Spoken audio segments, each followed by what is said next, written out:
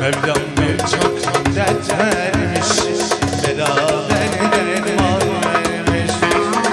Bu tükenmez derdime neden ilaç vermemiş?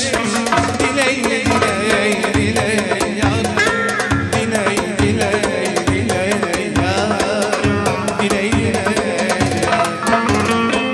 Bu tükenmez derdime neden ilaç vermemiş? Diley diley diley yar, diley diley diley yar, diley diley yar.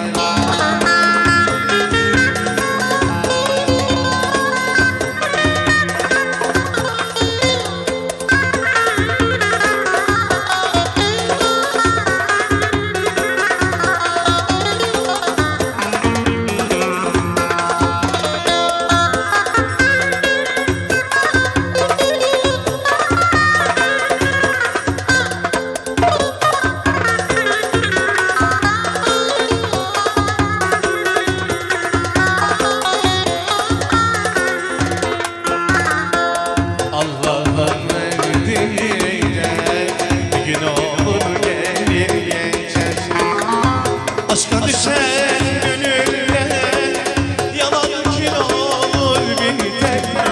Diley diley diley yar, diley diley diley yar, diley diley yar.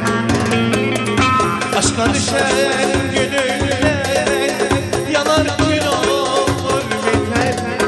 Diley diley diley yar, diley diley diley yar,